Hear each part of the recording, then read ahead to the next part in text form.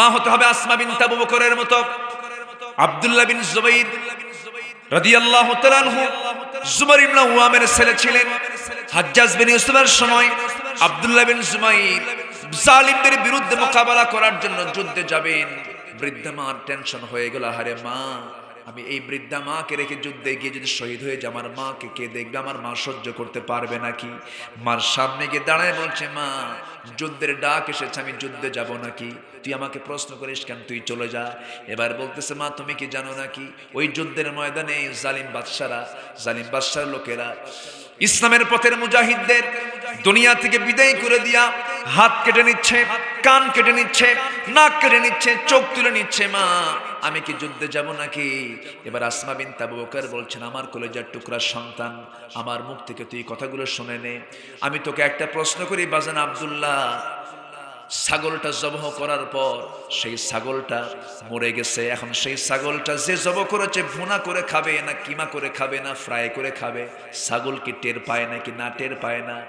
আমি আসমা বিনত আবু বকর বলছি, আমার নবীজির মুখ থেকে খেতাব প্রাপ্ত আমি জাতুন নেতা কাইন আসমা বিনত আবু বকর বলছি, তুই আমার কলিজার টুকরার সন্তান আব্দুল্লাহ, যুদ্ধের ময়দানে তুই শহীদ হয়ে যাবি।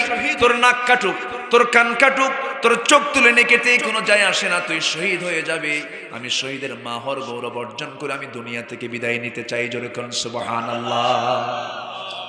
আব্দুল্লাহ বিন জুবাইর বলছেন, মা, আল্লাহর কসম মৃত্যুর ভয়ে কথা বলি নাই মা। আমার মন চাচ্ছিল, মা, তুমি কিটা ধৈর্য ধারণ করতে পারবে নাকি, আমি তোমাকে টেস্ট করলাম। যেমন মা তেমন সন্তান। আব্দুল্লাহ বিন জুবাইর যুদ্ধের ময়দানে গিয়ে শহীদ হয়ে গেলেন।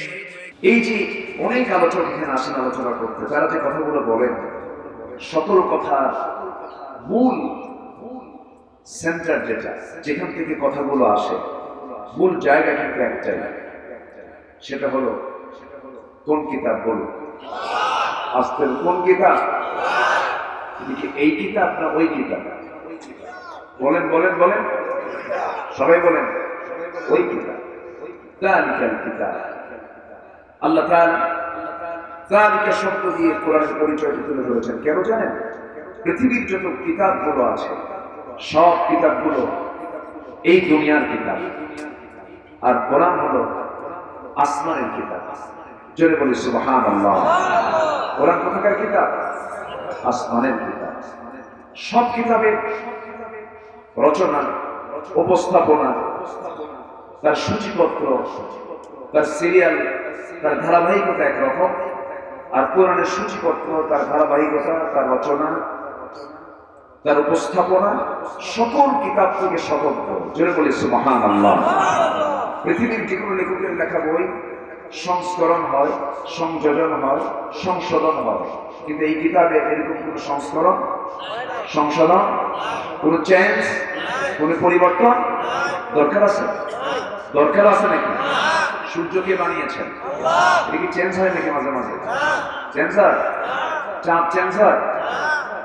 তাহলে আল্লাহ তাআলা যে সৃষ্টিগুলো করেছেন আমাদের চোখের সামনে আমরা দেখি, সূর্য যেমন তাপ দিয়ে যাচ্ছে কোটি কোটি বছর ধরে, চাঁদ যেমন রাতের ঘড়ি করে কোটি কোটি বছর ধরে সার্ভিস দিয়ে যাচ্ছে, সাত সমুদ্র যেমন চলমান বহমান হচ্ছে, কোন প্রকার কোথাও কোন অপূর্ণতা, অসম্পূর্ণতা নাই, সেই চাঁদের মালিক, আকাশের মালিক, তিনি কোরআন দিয়েছেন, এর কোনো পরিবর্তন কিয়ামত পর্যন্ত দরকার নাই। জোরে বলি সুবহানাল্লাহ। আকাশ বানিয়েছেন কে? দুর্বল করে না মজবুত করে? আকাশে সূর্য সেট করেছেন কে? আল্লাহ তাআলা। দেখেন তার নিজের পরিচয় দিচ্ছেন কত সুন্দর করে। আল্লাহ তাআলা বলছেন, তাবারাকাল্লাযী জাআলা ফিস সামাই বুরুজান ওয়া জাআলা ফীহা সিরাজান ওয়া কমারান মুনিরা। অতীব বরকতময় সেই মহান প্রভু, যিনি আকাশে বহু গ্রহরাজি সৃষ্টি করেছেন, রাতে রেখে দিয়েছেন প্রদীপ্ত আলো সূর্য, এবং রাতে আলো বিকিরণকারী চাঁদ তিনি সেট করে রেখে দিয়েছেন। আল্লাহ তাআলা নিজের পরিচয়টা দিতে গিয়ে সূর্যের কথা বললেন, চাঁদের কথা বললেন। শুধু তাই বলে দিলেন না, একটা বৈজ্ঞানিক তথ্য তিনি জানিয়ে দিলেন, যে তথ্যটা আমরা বিজ্ঞান বইয়ে পড়েছি, বিজ্ঞান বইয়ে জেনেছি, সূর্যের নিজস্ব আলো আছে, চাঁদের নিজস্ব কোন আলো নাই। আমরা কোন বইয়ে পড়েছি? বিজ্ঞান বইয়ে পড়েছি। আমরা সবাই জানি, বইয়ের পড়াশোনা অনুযায়ী আমরা সবাই বলি কথাই, বিজ্ঞান প্রমাণ করেছে চাঁদের নিজস্ব কোন আলো নাই। 40 বছর 50 বছর আগ থেকে এটা আমরা জানতে পেরেছি আমার বন্ধুগণ। কিন্তু চাঁদের যে নিজস্ব আলো নাই, সূর্যের যে নিজস্ব আলো আছে, এই প্রমাণটা বিজ্ঞান দিল না কোরআন দিল? বলে বিজ্ঞান দিল না কোরআন দিল? তাহলে এখন তারা বিজ্ঞান, ওরা বলছে বিজ্ঞান প্রমাণ করেছে, এই কথাটা সঠিক না ভুল? বিজ্ঞান মিলালো। বিজ্ঞান কি করলো? মিলালো, এটাকে সাজালো, কোরআন থেকে নিয়ে এটাকে মিলায় নিল। তাহলে আমি যদি বলি তারা প্রমাণ করেছে না চুরি করেছে? কপি করেছে। কি করেছে? কপি করেছে। আমার ভাইয়েরা, এইরকম করে শুধু চন্দ্র সূর্য নয়, হাজারো তথ্যগুলো আজকে ইউরোপ আমেরিকা তাদের গবেষণাগার থেকে প্রমাণ করার কথা বলতেছে। কিন্তু তাদের ওই সমস্ত গবেষণা, সেই সেন্টারগুলোতে যত গবেষণার বই আছে, 1 নাম্বার তালিকায় তারা স্থান দিয়েছে কোরআনকে। জোরে বলে সুবহানাল্লাহ। কোরআন ছাড়া অচল। অতএব বিজ্ঞান দিয়ে তো কোরআন যাচাই হবে না, বরঞ্চ কোরআন দিয়ে বিজ্ঞান যাচাই হবে। বিজ্ঞানের মধ্যে সবকিছু নেই, আর কোরআনের ভিতরে সবকিছু আছে। এটা এমন একটা গ্রন্থ, এমন একটা কিতাব, গোটা পৃথিবী সকল জ্ঞান এর মধ্যে আছে। আবার আপনি এটাকে শুধু সায়েন্সের কিতাব বলবেন, ভুল হবে। আবার আপনি এটাকে শুধু সাহিত্যের বই বলবেন, ভুল হবে। আবার যে আপনি এটাকে শুধু মানে আইনের বই বলবেন, ভুল হবে। এক কথায় মানুষের জীবনের জন্য যা কিছু প্রয়োজন, সব আয়োজন আল্লাহ পাক এর মধ্যে করে দিয়েছেন। আপনার প্রশ্ন করতে করতে আপনি ক্লান্ত হয়ে পড়বেন। আপনি প্রশ্ন করতে করতে আপনি প্রশ্ন হারিয়ে ফেলবেন, আর প্রশ্ন খুঁজে পাবেন না। আপনার প্রশ্ন ফুরে যাবে, কোরআনের জবাব দেওয়া ফোরাবে। জোরে বলি সুবহানাল্লাহ। এত বড় মজবুত একটি কিতাব থাকার পরেও আজকে মুসলিম জাতি গোটা পৃথিবীতে সবচেয়ে বেশি লাঞ্ছিত, সবচেয়ে বেশি বঞ্চিত, সবচেয়ে বেশি অবহেলিত। কেন? মূল কারণ কিন্তু একটি, মুসলিম উম্মাহ, গোটা পৃথিবীর মুসলিম জাতি সেই মহামূল্যবান মহাবিশ্বয় কোরআনকে ধরেছে না ছেড়েছে? আস্তে ধরেছে না ছেড়েছে? ছেড়ে দিয়েছে। যেদিন থেকে মুসলমান কোরআনকে রাষ্ট্রীয় কিতাব হিসাবে, কোরআনকে যখন অবহেলা করতে শুরু করেছে, সেদিন থেকে পৃথিবীতে মুসলমান মার খাওয়া শুরু করেছে। আমি কি ভুল বলছি? সম্মানিত ভাইরা, কথা আছে, একটু একটু করে বলি। ভূমিকে কিছু না বললে কেমন হয়? একটু কথা বলতেই হয়। আমরা একটা স্বাধীন জাতি, গোটা পৃথিবীর ভূখণ্ডে আজকে আমরা দ্বিতীয় বৃহত্তম মুসলিম একটি দেশ, যে দেশে 17 থেকে 18 কোটি মুসলমান বসবাস করে। আজকে স্বাধীনতার বিজয়ে আজকে 50 বছর আমরা পূরণ করলাম। 16ই ডিসেম্বরে পালন হলো 50 বছরের সুবর্ণ জয়ন্তী। পালন হলো না? পালন হলো। আমরা স্বাধীন হয়েছে, বিজয় এনেছি আমরা। কিন্তু সারা জীবন আমরা শুনেছি মানুষ মারা যায় লঞ্চে পড়ে না ডুবে? ডুবে। কিন্তু আমরা এবার কি শুনলাম ডিসেম্বরে? লঞ্চে পড়ে মারা গেল। পড়লো কোথায়? বলেন কিসে কোথায়? কোথায় বলেন তো? পানিতে। পানির কোনো অভাব ছিল? লঞ্চে পড়ে মানুষ মারা গেল। লঞ্চটা হয়ে গেল একটা জ্বলন্ত কড়াই, আর সেই কড়াইয়ের সরাই হলো মানুষ। জোরে পরিষ্কার খার হলো। বরগুনা বাতাস ভারী হয়ে গেল। 50টা লাশ সামনে রেখে জানাজার দাফন কাফন হলো। অন্য কোন দেশ হলে দায়িত্বপ্রাপ্ত মন্ত্রী সঙ্গে সঙ্গে পদত্যাগ করবে, আর আমার দেশে মুখ কেলায় হাসতে থাকে।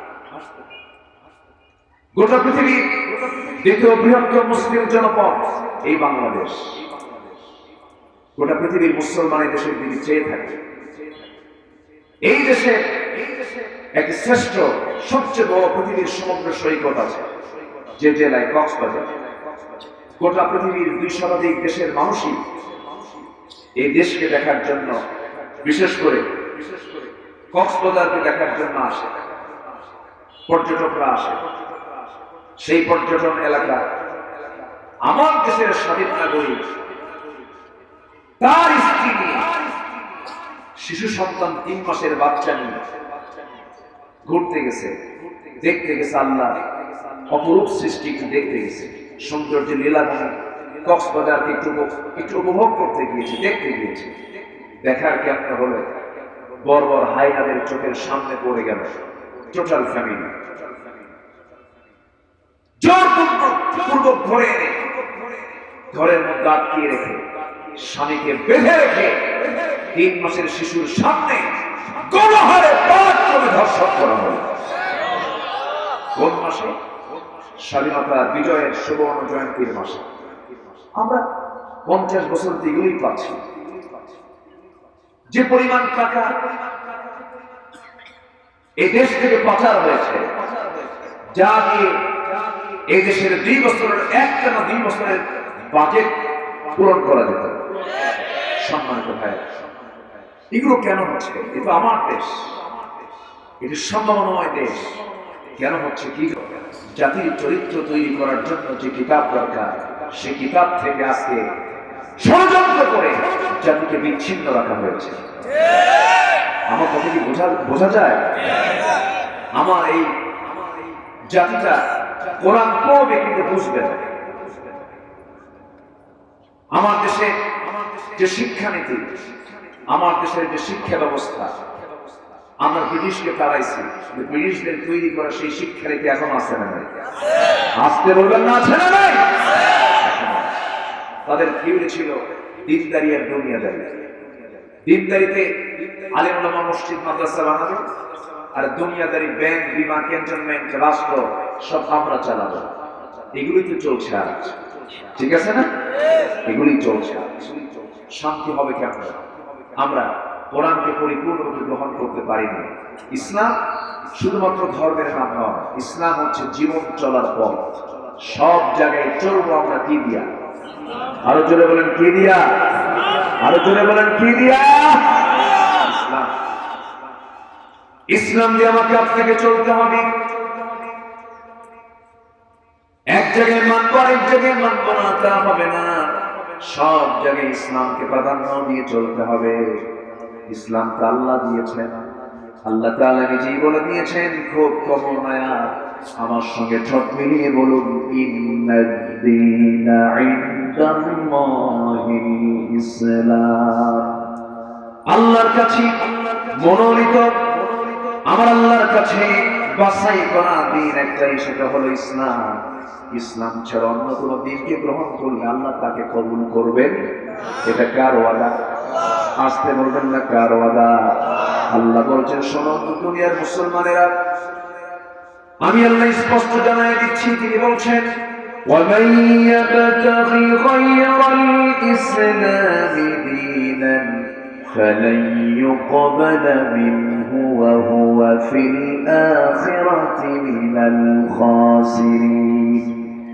জীবন বিধানের সাথে ইসলামকে ছেড়ে দিয়ে যারা দুনিয়ার কোন আইনকে, দুনিয়ার কোন তন্ত্র মন্ত্রকে বিশ্বাস করবে, আল্লাহ বলছেন, আমি তার কোন আমল কবুল করব না, তার নামাজ কবুল হবে না, তার রোজা কবুল হবে না। এই ইসলামের বিকল্প, ইসলামকে মোকাবেলা করার জন্য কিছু মানবরচিত আইন আছে না নাই? আসতে বলবেন না, আছে না না? আইন হলো 2 প্রকার, একটা হলো বান্দার আইন, আরেকটা হচ্ছে কার আইন? আল্লাহর আইন। আল্লাহর আইনের বিরুদ্ধে দুনিয়ার কিছু তৈরি করা মানুষের মনুষ্য রচিত কিছু আইন আছে, যেমন গোটা পৃথিবীতে 70 থেকে 80টি মানব রচিত মতবাদ আছে। এই সমস্ত মতবাদকে যারা গ্রহণ করবে, আল্লাহ বলছেন আমি তার কোনো কিছু কবুল করব না। এই জায়গায় আগে সিদ্ধান্ত আসতে হবে, আমি ইসলামকে গ্রহণ করব আংশিক না পুরোপুরি। আজকে আংশিক না পুরোপুরি। আর পুরোপুরি যদি গ্রহণ করতে পারি তখন হবো আমি মুমিন। তখন আমি কি হব? মুমিন। আর সেই মুমিনের জন্য আল্লাহ তাআলা এখানে কিছু মেসেজ দিচ্ছেন। আমি মুমিনই হতে পারলাম না, আমি সারেন্ডার করতে পারলাম না। অনেকে ভাবে কি জানেন, 5 ওয়াক্ত নামাজ পড়লাম, টাকা আছে, হজে গেলাম, কিন্তু দান সাদকা করলাম, আমার আল্লাহ জান্নাত না দিয়ে যাবে না। এরকম চেতনার কিছু লোক আছে না? নাই? আমার কাছে ডাবল স্ট্যান্ডার্ড কিছু লোক আছে। যেরকম কিছুদিন আগে চলচ্চিত্রের একজন অভিনেত্রী, উনি ওমরায় গেলেন। ওমরায় গিয়ে ওনার পেজ থেকে লাইভ এসে বলেন, প্রিয় দেশবাসী, আমাকে নিয়ে চরম ষড়যন্ত্র হচ্ছে, আমি পরিস্থিতির শিকার। আমি ইতিমধ্যে এখন পবিত্র উমরা পালনের জন্য মদিনায় এসেছি, মদিনায় আছি। মসজিদে নববীর সামনে সে দাঁড়িয়ে লাইভ এসে বলছে, প্রিয় দেশবাসী, আপনারা আমার জন্য দোয়া করবেন। পবিত্র জায়গায় এসেছে, আমি যেন পবিত্র উমরা পালন করে দেশে ফিরে যেন বাকি সিনেমার কাজ সম্পন্ন করতে পারি। কি কথা কি বুঝতেছেন? তাহলে উনি উমরায় গেছেন, দোয়া চাচ্ছেন, উনি ফিরে যেন বাকি সিনেমার কাজটা সম্পন্ন করতে পারেন। তাহলে বলুন, এটি কি উমরা করা? এটি কি ইসলাম মানা? সকালবেলা ফেসবুকে পোস্ট করে অনেকে, সুন্দর আল্লাহর কালাম, অডিও তেলাওয়াত, ভিডিও তেলাওয়াত পোস্ট করে, আর সন্ধ্যাবেলায় আবার দেখি হিন্দি গান পোস্ট করে। এরকম ডাবল স্ট্যান্ডার্ড ধরে কিছু লোক আছে না? এরকম করে ইসলাম মানার কোন সুযোগ আছে? ইসলাম মানার কোন সুযোগ আছে? আজান হয়ে গেল, নামাজ পড়লাম, আবার বিকাল হলো, তুমি নদীর বোতল নিয়ে বসলাম। এমন করে ডাবল স্ট্যান্ডার্ড করে ইসলাম মানার কোন সুযোগ না। ইসলামকে মানতে হলে আগে তাগুতকে পরিহার করতে হবে।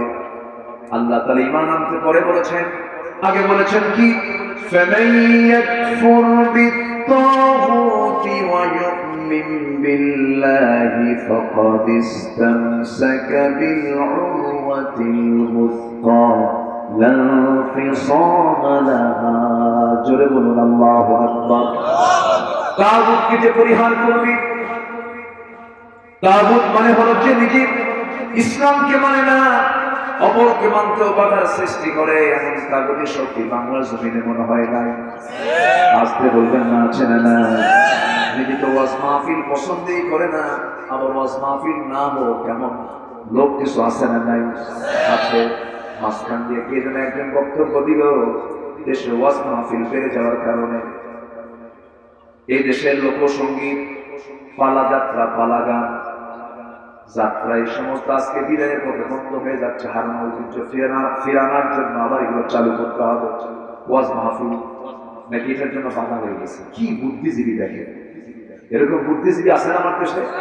কি বুদ্ধিজীবী না বুদ্ধি প্রতিবন্ধী? মানে যে 16 জিবি আছে না মোবাইলে, 16 জিবি 32 জিবি, এটা ট্রেনে বের করা যায় আবার ঢুকানো যায়। 16 জিবি 32 জিবি 64 জিবি 128 জিবি বুদ্ধিজীবী। এগুলো দুষ্ট, এগুলো দুষ্ট, কিচ্ছু না, এগুলো কিচ্ছু না, এগুলো চোর। এগুলো কি বলেন? চোর।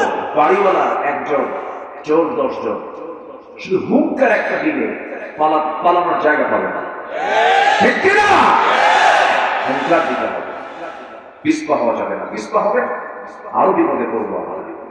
আল্লাহ তাআলা বলছেন, ইল্লা তানফিরু يعذبكم عذابا أليما ويستبدل قوما غيركم ولا تضروه شيئا।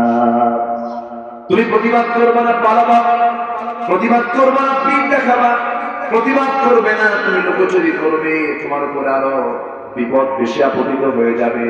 অতএব শেষ নিঃশ্বাস থাকা পর্যন্ত বুক সামনে দিয়া বাতিলের মোকাবেলা করতে হবে মুসলমান,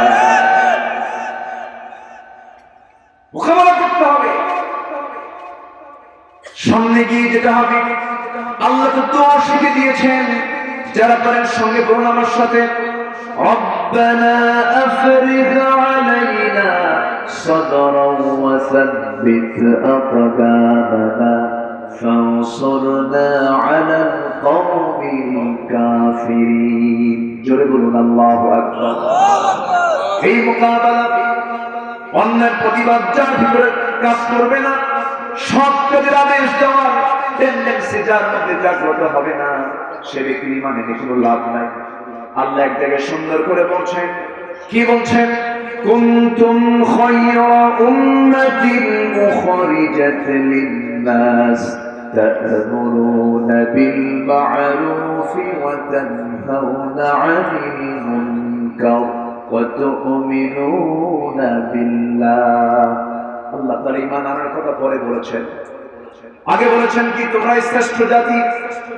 মানুষের কল্যাণের জন্য তোমাদেরকে পাঠানো হয়েছে তোমরা কি করবে সৎ কাজের আদেশ দেবে অসৎ কাজের বাধা প্রদান করবে ঈমান আনবে কার উপরে আসতে বলবেন না কার উপরে যে বান্দার মধ্যে সৎ কাজের আদেশ দেওয়ার মানসিকতা পয়দা হবে না অন্যের প্রতিবাদ করার টেন্ডেন্সি পয়দা হবে না সে ব্যক্তির ঈমান টিকবে না এই জন্য আল্লাহ তাআলা এই মানসিকতাকে তৈরি করতে বলছেন বান্দাকে কে হুকুম দিয়েছেন আসতে বলবেন না কে হুকুম দিয়েছেন এবং এই কাজ করতে গেলে একটা সংঘবদ্ধ শক্তি দরকার সমষ্টিগত ঐক্য দরকার আল্লাহ সেই ঐক্য তৈরি করার জন্য সূরা তাওবা ৭১ নম্বর আয়াতে সুন্দর করে বলে দিচ্ছেন তোমরা মুমিন যারা আছো মুমিনা নারী যারা আছো তোমরা কেমন হবে আল্লাহ সুন্দর করে বলছেন ঠোঁট মিলিয়ে বলুন والمؤمنون والمؤمنات بعضهم أولياء بعض يأمرون بالمعروف وينهون عن المنكر جربوا الله أكبر আমি কি আলোচনা চালাবো তুই একজন করে যে ওঠে যে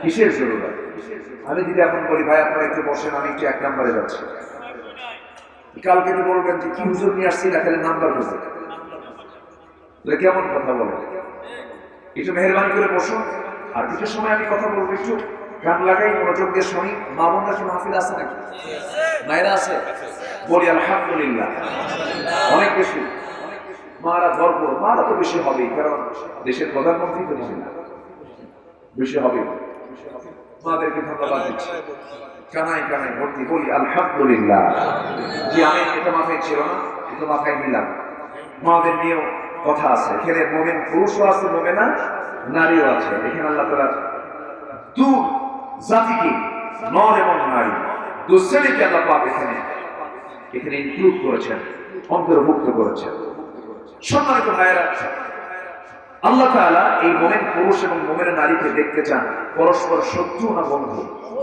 বলেন শত্রু না বন্ধু বন্ধু কিন্তু আজকে মুসলমানের ভিতরে আল কুফরু বিল্লাতু ওয়াহিদা কুফরি শক্তি আজকে এক ইরাকে হামলা করলো ইঙ্গমার কিনা এক হলো গোটা পৃথিবীর সব বাতিলরা এক হতে পারে কিন্তু আজকে দুঃখজনক হলো সত্য আজ মুসলমান এক হতে পারে না এবং এক না হওয়ার পেছনে একটা অপশক্তি আছে না নাই আজকে বলবেন না আছে না নাই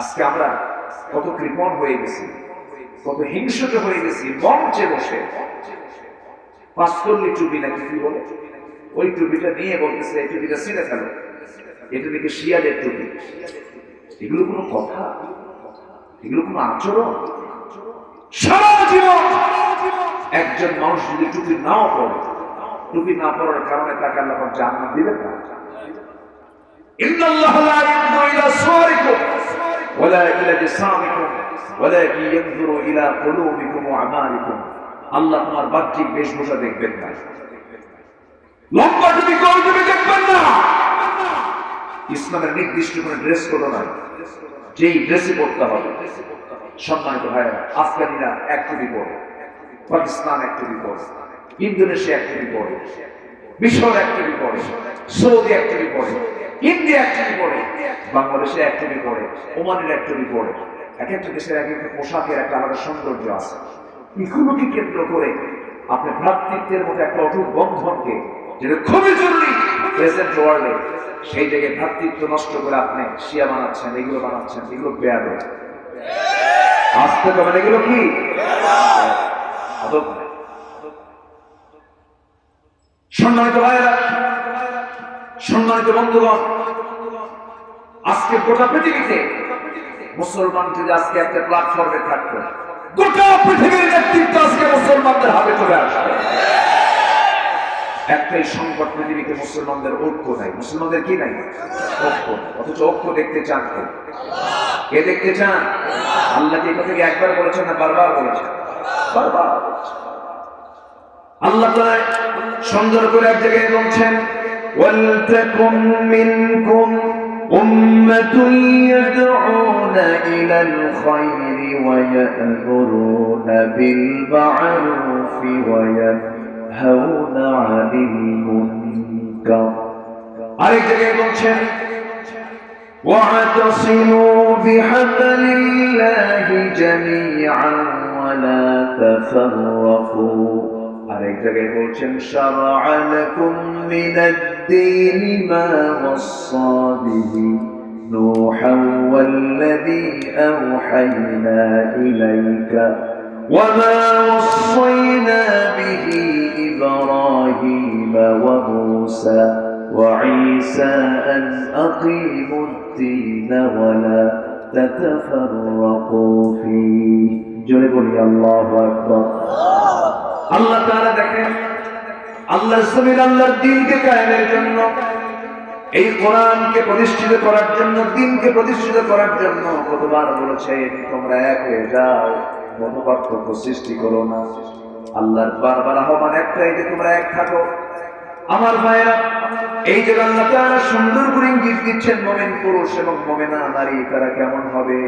والمؤمنون والمؤمنات بعضهم أولياء بعض। মুমিন পুরুষ এবং মুমিনা নারী তারা হবে পরস্পরের বন্ধু। কত অন্তরঙ্গ বন্ধুত্ব ছিল। সাহাবায়ে কেরামদের ইতিহাসগুলো দেখেন, কি তাদের সোনালী ইতিহাস ছিল। একটু গান লাগান, মনোযোগ দিয়ে শুনুন। একটু রাত হয়েছে, সামান্য কিছু সময় আমি দেবো, আমার একটু মনোযোগ দিবেন। আমার বন্ধুগণ, সাহাবায়ে কেরামরা হচ্ছেন আমাদের আদর্শের বাস্তব নমুনা। as-সাহাবাতু কান-নুজুম। সাহাবীরা হলো আকাশের নক্ষত্রের মতো। রাসূল বলেছেন, সাহাবায়ে কেরামদের ইতিহাসগুলো তোমরা পড়বে, তাদের আদর্শগুলো তোমরা ফলো করবে। আমার নবীজি যখন মক্কা থেকে মদিনায় যখন হিজরত করলেন, নবীজি শুধু অর্ডার দিলেন, সাহাবীরা কে কে আছো আমার সঙ্গে যাবে। কোন সাহাবী আর থাকলেন না মক্কায়।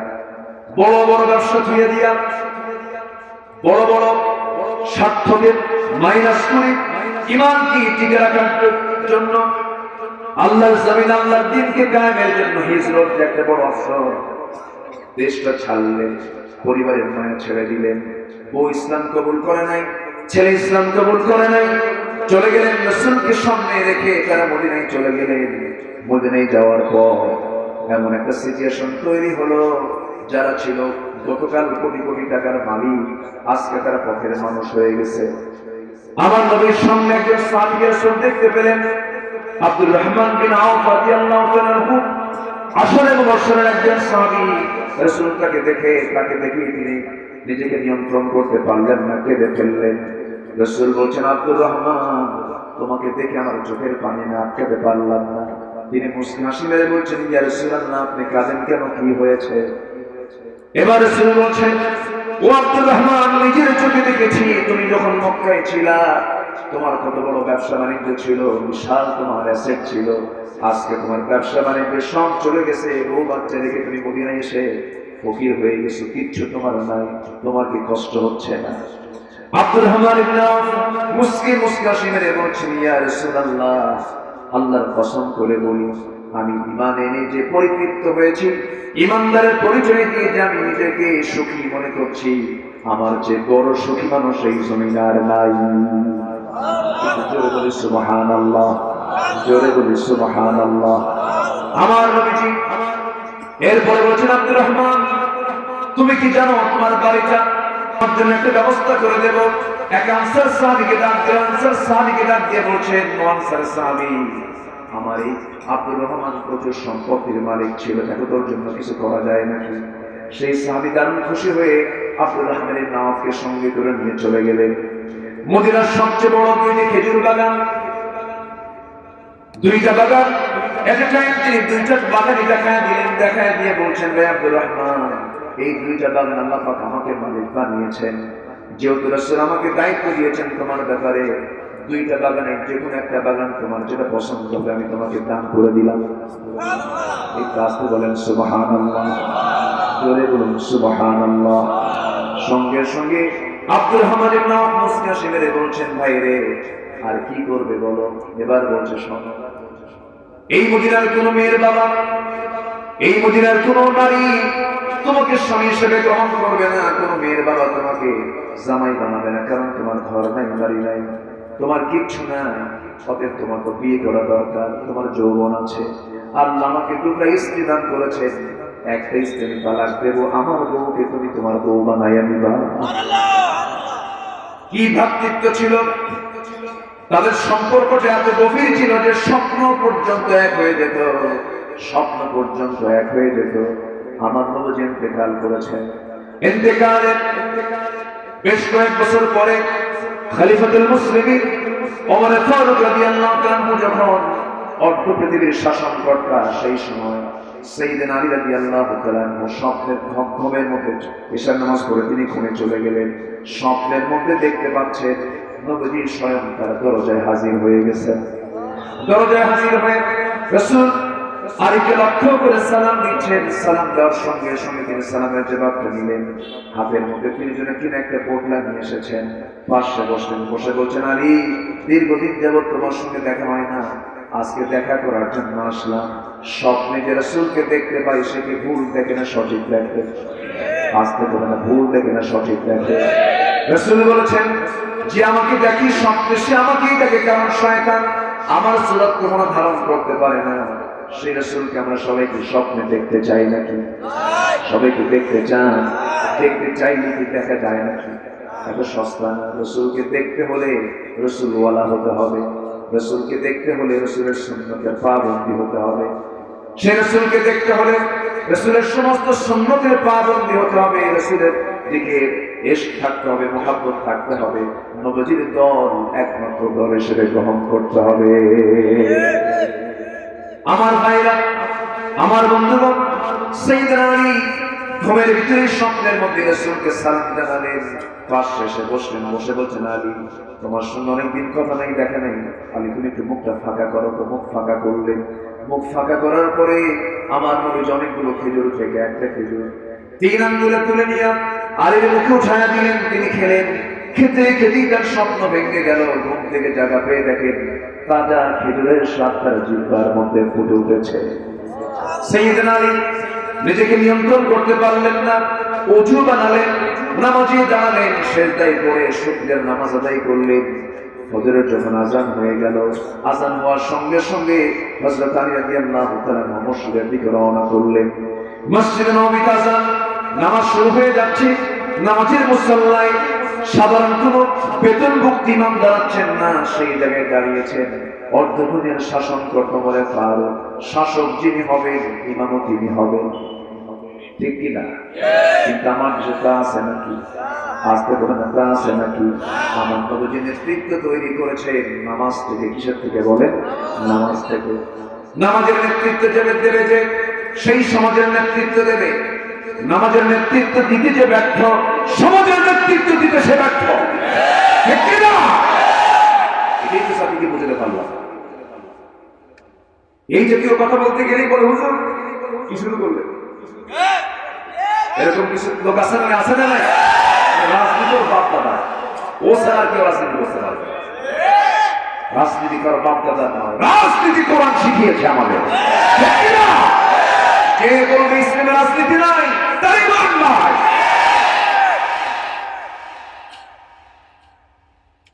কষ্ট হচ্ছে আপনাদের? এরকম কিছু বেয়াদব মার্কা লোক আছে না? নাই। যে বলবে ইসলামে রাজনীতি নাই, সে ইসলামকে মানছে, ইসলামকে পরিপূর্ণ মেনেছে। আজকে মুসলমানদের এই বাংলাদেশে 4.5 লক্ষ মসজিদ আছে। কত মসজিদ বলেন? 4.5 লক্ষ মসজিদ আমি বলি কার্যালয়, ইসলামের কার্যালয়, মুসলমানদের কার্যালয়। এই মসজিদগুলো থেকে যদি, মেম্বার থেকে যদি সঠিক কথা বের হতো, কোন বাতিল টিকতে পারতো না। কিন্তু কথা বলে না, কথা বলে না, চুপ মেরে থাকে। বোবা শয়তান কিছু আছে না নাই?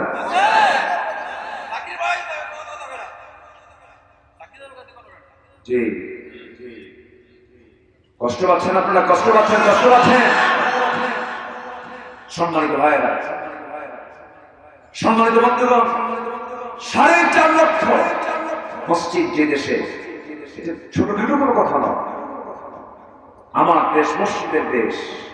সেই মসজিদগুলোকে আজকে কাজে লাগানো যদি যেত, অনেক কিছুই করা যেত। কিন্তু সেই মসজিদগুলো আজকে দখল হয়ে যাওয়া, দখল হয়ে গেছে আজকে। কেমন করে? অধিকাংশ মসজিদে সভাপতিগুলো বেনামাজ। কারা বানাইছে? বানাইছে কারা? মসজিদে তো যায় না মানুষ। আমার দেশে তো অনেক দরবারও আছে, দরবারের মুড়ি ভুলে নামাজও লাগে। এরকম দরবার আছে না নাই? মসজিদের ভিতরে গরু ঢুকছে, কি ঢুকছে? তো গরু ঢুকার পর গরুওয়ালাকে ডাক দিয়ে বলতে চাই, তোমার গরু তুমি বেঁধে রাখতে পারো না? গরু মসজিদে ঢোকে, বেকুব কোথাকার। ভাই কি বলবো, গরু তো বোঝে না। আমি বুঝি, আমি আসি না, এজন্য গরু ঢুকছে। কথা কি বুঝতেছেন? এরকম বেকুব আমার দেশে কম না বেশি? এরকম বেকুব আমার দেশে কম না বেশি? সব বোঝে, নামাজ বোঝে না। সব বোঝে, নামাজ। আমার দেশের নামাজি বেশি না বেনামাজি বেশি? আমার দেশের মানুষ বেশি না নেতা বেশি? ইমাম বেশি? সব ইমাম, সব নেতা। আজকে কথা বলে যাবো, আজকে মাঠে কিছু কথা বলে যাবো, জোরে বলি ইনশাআল্লাহ। সম্মানিত ভাইরা, যে সমাজে নেতা বেশি হবে সেই সমাজে কি শান্তি থাকবে? সেই সমাজে শান্তি থাকবে? মসজিদে নেতা কয়জন হয়? মসজিদ ইমাম কয়জন? কিন্তু দুঃখ, ওই কমিটির মেম্বাররা হলো অধিকাংশই বেনামাজি। সভাপতি হলো বিশিষ্ট পক্ষ, বিশিষ্ট সূক্ষ্ম, এলাকার লম্ব। আছে না নাই? আমাদের এখন সময়ের দাবি হলো, কোন ভয় পাবো না, কার ঘরে মসজিদ থেকে বের করে দেবো আমরা। রাজি আছেন কারা কারা? হাত উঁচু করে দেখা।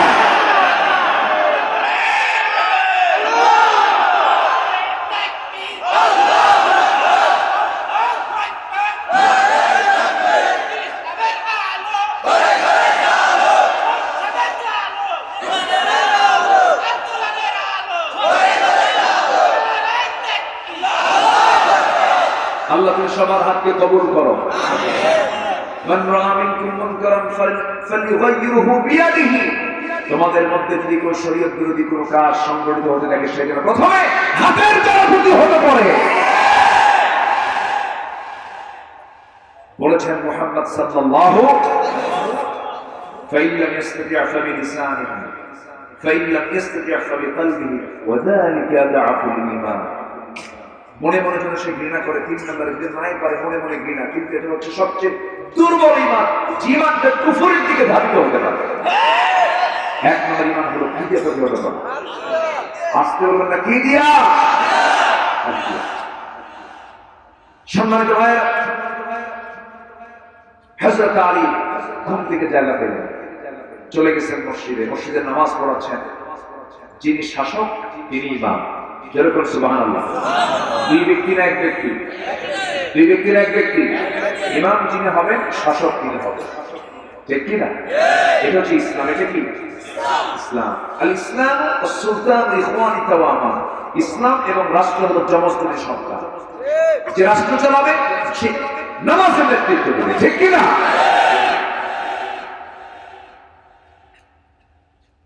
হযরত আলী মসজিদে চলে গেলেন, যে দেখেন প্রথম কাতারে জায়গা নাই। চিন্তা করেন, মজলিসে শুরার তিনি সদস্য, পরামর্শ সভার তিনি সদস্য। ওমর ফারুক তার পরামর্শ ছাড়া চলতে পারতেন না। সাইয়েদনা আলী ছিলেন এমন একজন ব্যক্তি যাকে সবার লাগতো। যেরকম সুবহানাল্লাহ। যেরকম তরকারিতে লবণ লাগে তেমনি পরামর্শ আলী ছাড়া কোনো পরামর্শ হয় সেরকম আল্লাহ আলী ছিলেন জ্ঞানের সমুদ্র, জ্ঞানের দরিয়া ছিলেন। কেন জানেন? শিশুদের মধ্যে ইসলাম কবুল করেছেন প্রথম তিনি কে? আলী। আলী গোটা জীবনটা ছিল ইসলাম। সেদিন অমরতা ছিলেন না, 26 বছরে তিনি ইসলাম কবুল করেছেন। 37 বছর বয়স আবু বকর সিদ্দিক ইসলাম কবুল করেছেন। আর আলী ইসলাম কবুল করেছেন শিশু থেকে। যেরকম সুবহানাল্লাহ, কেন কিনা হবে? প্রচন্ড মেধাবী ছিলেন, তাকে হারানোর মতো কোনো ব্যক্তি সামনে ছিল না। সবার দাঁত ভাঙ্গা তিনি জবাব দিয়ে দিতেন। একবার একটা প্রবলেম হয়েছিল, সে প্রবলেম হলো তিনি যখন খলিফাতুল মুসলিমিন, একই ঘরের ভিতরে দুই বাচ্চা, একই ঘরের ভিতরে দুই মহিলার পেটে বাচ্চা, ডেলিভারির সময় হয়ে গেছে। আল্লাহ দিতাম দুজনের পেট থেকে সন্তান ডেলিভারি হয়ে গেছে। একটার পেট থেকে ছেলে, আরেকটার পেট থেকে মেয়ে হয়েছে। সকালবেলা তারা জানে যে কার ছেলে আর কার মেয়ে, দুজন লাগছে গন্ডগোল, ছেলে সন্তান নিয়ে, মেয়ে সন্তান তো নেই। দারুণ কাজ লেগে গেছে, এটা আমার ছেলে, ওবার এটা আমার ছেলে। এটা এখন কিভাবে ফয়সালা হবে? সেই সময় তার ডায়াগনস্টিক সেন্টার নেই, সেই সময় তার এরকম মানে উন্নত প্রযুক্তি নেই, উন্নত চিকিৎসা নেই, উন্নত টেস্ট নাই। কি করা যায়, কি করা যায়? সেইদিন আলীর কাছে যখন এই কথাটা চলে গেল, তিনি বললেন এটার জবাব আমি অনেক আগে কোরআন থেকে পেয়েছি। একটু আসতে বলে সুবহানাল্লাহ, শুনবেন? আগ্রহ আছে? সবাই শুনতে রাজি আছে তো? জোরে বলি ইনশাআল্লাহ। হযরত আলী প্রচন্ড মেধাবী ছিল। দুই মহিলার সামনে গিয়ে দাঁড়ালেন, বললেন এই মহিলা, বাচ্চা পেটে ধারণ করছো, ছেলে হোক মেয়ে হোক, রাজি হয়ে যাও। অযথা এগুলো করো কেন? আজকের যুগেও বেশি খুশি হয় ছেলে হলে না মেয়ে হলে? হ্যাঁ, ছেলে হলে না মেয়ে হলে? ছেলে হলে ছেলের বাবার মশানি আলাদা, আর মেয়ে হলে মনে হয় ওর বাড়িতে মনে মানুষ মরছে। এরকম আছে না নাই? মনে কি যেন ছাকা খাইছে। ছেলে যদি হয় বলা হয় কি ব্যাপার, তোমার বইয়ের কি খবর, বাচ্চা কাচ্চা হয়েছে নাকি? হ্যাঁ, কি ছেলে, ব্যবসা দিয়া। আর যদি হয় মেয়ে, কি হয়েছে? মানে এখনই যেন মুসলাম মহুয়ার কাছে চেহারা কালো কুসকুসে হয়ে যায়। এরকম আছে না নাই? আপনাদের দোয়া আল্লাহ পাক আমাকে 3টা মেয়ে দিয়েছে। একটা আসতে পারে, জোরে বলেন না ভাই আলহামদুলিল্লাহ। বিয়ে কি আপনি দিবেন না? বিয়ে তো আমি দেব, আপনার আছে নাকি? একজন মেয়ে হয়েছিল, মেয়ে তো বরকত, বলি আলহামদুলিল্লাহ। যে ঘরে মেয়ে নাই সে ঘরে গুলো বরকত। ঠিক ঠিক, বরকত আছে।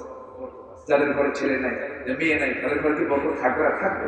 তবে মেয়ে যেখানে আছে সেখানে বরকত আছে, বলি আলহামদুলিল্লাহ। রাসূল মেয়েদের পক্ষে না ছেলেদের পক্ষে? বলেন বলেন বলেন। তাছাড়া কেমন করে রাসূল বলতে পারলেন যে মার পায়ের নিচে জান্নাত? জোরে কর সুবহানাল্লাহ। আর পুরুষের পায়ের তলে কি? ও দেখেন জুতা দিছে, জুতাই। মাদের এত দাম দেওয়ার পর আমাদের দাম কম আছে না? এরকম মহিলা আছে না? আছে না নাই? মাদের দাম অনেক। মানুষ শুনতেছে কিনা জানি না, আমার আলোচনা মারা শুনতেছে তো নাকি? মাদের দাম অনেক। মাদের দাম কে দিয়েছেন? আসতে কবেন না, কে দিয়েছেন? আল্লাহ। জান্নাতের মতো মূল্যবান জিনিস আল্লাহ পাক মার পায়ে ভিতরে দিয়েছে। যেরকম সুবহানাল্লাহ। আপনার কি চান? শিক্ষার অধিকার আছে, এবং আপনি সারা জীবন রাজ নামে বসে বসে খাবেন, কামার কোনো চিন্তা নেই। পুরুষ হলো চাকর, আপনি হলেন না। আল্লাহু আকবার বলেন। বউকে খাওয়ানো স্বামীর জন্য কি নফল? অনেক কিছু আছে নফল, বউয়ের কামাই খাবে। বউকে খাওয়ানো কি স্বামীর জন্য কি ফরজ? ফরজ হুকুম পালন না করলে তার খবর আছে না নাই? আর বউকে, বউয়ের জন্য স্বামীকে দেখা কি? স্বামীর খরচ দেওয়া কি ফরজ? হ্যাঁ, কোনো দায়িত্ব আছে? কোনো দায়িত্ব। উনি যদি ওনার সম্পত্তি 1 টাকাও আপনাকে না দেয়, আপনি কিচ্ছু বলতে পারবেন। এটা ইসলাম, এটা ইসলাম, এটা ইসলাম। আল্লাহু আকবার বলেন। এত অধিকার, এত সম্মান দেওয়ার পরে বলেন না চাকরি করবে, মানে চাকরানি হবো। কি হবো? চাকরি। কি চাকরি? রিসেপশনের চাকরি। অফিসে রিসেপশনে বসবে, সুন্দর লিপস্টিক লাগাবে, চুলটা ছেড়ে দেবে, বলবে, সামনে যখন কেউ আসে, একটা ক্লায়েন্ট ঢুকলো বড় বড় কর্পোরেট বিল্ডিং এর সামনে, বসে থেকে রিসেপশনে আপনার এই রূপের দশটা দেখানোর জন্য আল্লাহ পাক আপনাকে পাঠায় নাই। আপনার বড় অফিস হলো আপনার বাড়ি, ঠিক না? আপনার সন্তান হচ্ছে আপনার ছাত্র। আপনার সন্তানকে আপনি টিচ দিবেন, আপনার সন্তানকে আপনি করবেন, পরিবারের করবেন, আপনার সুন্দর পরিবার গড়াবেন, সমাজ গড়ে উঠবে, রাষ্ট্র গড়ে উঠবে, সমাজ গড়ে উঠবে। আপনি পারবেন সবকিছু। কিন্তু আজ মেয়েদের যে চাল চলন, মেয়েদের যে চলাফেরা, এটা কি মুসলিম সমাজ মনে হয়? মুসলিম সমাজ মনে হয়? স্বামীকে দাম দিতেই চায় না, স্বামীকে নাম ধরে ডাকে। এমন কিছু মহিলা আছে না? নাই? নাম ধরে ডাকে ঠিক আছে, কিন্তু নাম ধরে ডাকে মোশনটাই আলাদা। ধমকে কামসা, ধমকের ঠেলায় ও এখন জবাব দিচ্ছে আম্মা আসতেছে, মানে মনেই নেই যে ডাক্তার দিছে। বউকে ভয় করে এমন পুরুষ কিছু আছে না? নাই? আছে না? কিছু আছে না? গজ্জাল মার্কে কিছু মহিলা কিন্তু আছে। সোনালি টন, আমি মার্কেটে যাচ্ছি, আসতে আমার দেরি হবে, সন্ধ্যা হয়ে যাবে, বাচ্চাটা তুমি করে নাও, তুমি দুধ খাও। এই আসে না? আছে না? এখন হ্যাঁ,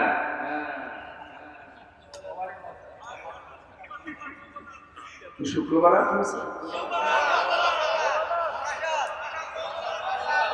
ও আচ্ছা আচ্ছা আচ্ছা, হ্যাঁ ঠিক আছে। আমি আমার ওয়াজ করতে দেন, আপনিও কথা বলবেন, আমিও কথা বলবো। কেন ওয়াজ করবো? চলে গেলে ঢং ঢং করে মার্কেটে, স্বামীকে বলে তুমি দুধ খাওয়া, ফিলার একখান দিয়ে থুয়ে চলে গেছে দোকানদারের সামনে। মার্কেটে ঢং ঢং করে মাথা থেকে পা পর্যন্ত এমন কোন অংশ নাই সাজগোজ বাদ আছে। সাজগোজ কি স্বামীর সামনে না বাইরে? আর সে সাজগোজ করে কোথায় গেছে? বাইরে। সমাজ নষ্ট করার জন্য, ঠিক কি না? ভাইরাস ছড়ানোর জন্য। কি ছড়ানোর জন্য? সম্মানিত ভাইরা, মাথা থেকে পা পর্যন্ত থেকে মানে সুন্দর করে সেজে ডিজাইন করে, কি বলে, ঠোঁট ডিজাইন, হাত ডিজাইন, কপাল ডিজাইন, চুল ডিজাইন, সব ডিজাইন করে অর্ধলগ্ন হয়ে মুখে প্লাস্টার করে, মুখে প্লাস্টার না কি করে, মেকআপ টেকআপ করে, যাই হোক চলে গেছে দোকানদারের সামনে গিয়ে আসতে করে আশকারা মাস্কারা নাম আছে না, আশকারা মাস্কারা, যুবকের তো নাম সারা, চলে গেছে ঢং ঢং করে দোকানদারের সামনে গিয়ে আসতে করে বসে বসে বলে, ভাইয়া একটা শাড়ি দেখানো যাবে কি? দোকানদার তো কাম সারা, যে ভাষায় পাগলা হয়ে গেছে, শাড়ি একখান বের করে নিজের গলায় নিজের গায়ে ঝুলাই দিয়ে বলে, আপা এই শাড়ি কিন্তু আপনাকে দারুণ বানাবে। ওটা আরেক বদমাইশ। আছে না এগুলো? আছে না? এগুলো আছে না? এগুলো বন্ধ করা দরকার। এগুলো বন্ধ করার জন্য ওয়াজ মাহফিলটা বন্ধ হবে না, আইন দিয়ে বন্ধ হবে। কি দিয়ে বন্ধ হবে? মোমেনারা এক জায়গায় হয়ে তারা কি করবে? সৎ কাজের আদেশ দেবে, সৎ কাজের আদেশ দেবে, তাহলে এগুলো বন্ধ হবে। কার কথা? আসতে বলবেন না, কার কথা? আল্লাহ। একটু কান লাগান। সাইয়েদনা আলী নামাজীরা হবেন প্রথম কাতার পেলেন না, সমস্ত মুসল্লিরা দাঁড়ায় গেছে, সব বসে গেছে, প্রথম কাতারের জায়গা আলী পেলেন না। কিন্তু আমার দেশের মসজিদগুলোতে কিছু কিছু দেখবেন, কিছু কিছু মুসল্লির জন্য, নেতার জন্য জায়নামাজ রিজার্ভ থাকে। এলাকায় আছে কিনা জানি না, এগুলো আছে না? এটা উচিত নয়। যে মুসল্লি প্রথমেই ঝুঁকে পড়বে, ইমামের জন্য নির্দিষ্ট মুসল্লা থাকতে পারে, মুয়াজ্জিনের জন্য থাকতে পারে, কারণ তারা অবশ্যই তাদের দায়িত্ব আছে, কিন্তু এর বাইরে নির্দিষ্ট কোনো মুসল্লা রাখা উচিত নয়। কারণ যে বান্দাটা প্রথম মসজিদে ঢুকবে শুক্রবারের দিন, জুমার দিন, আল্লাহ তাআলা তাকে উট কুরবানির সওয়াব দিয়ে দেন। প্রথম কাতারের মূল্য যদি কেউ বুঝতো, নামাজের প্রথম কাতারের কি দাম কি মর্যাদা যদি বুঝতো, কেউ প্রথম কাতার ছাড়া নামাজে পড়তো না। এত দাম প্রথম কাতারের মর্যাদা এত বেশি। والسابقون السابقون أولئك المقربون অগ্রবর্তী হও কার কথা? وسارعوا إلى مغفرة من ربكم وجنة عرضها السماوات والأرض। সাইয়েদনা আলী যদিও তিনি এত বড় একজন ব্যক্তি ছিলেন, কিন্তু সেই জায়গায় কোনো ব্যক্তি বিশেষ বড় কোনো ব্যক্তি কোনো মূল্যায়ন হতো না। মসজিদে যখন যেত, যে প্রথম কাতারে বসতো সে প্রথম কাতারে আগেই বসে যেত। সাইয়েদনা আলী কি প্রথম কাতার পেলেন না, দ্বিতীয় কাতার পেলেন না, তৃতীয় কাতারে ঠিক মাঝখান বরাবর তিনি দাঁড়ায় গেলেন।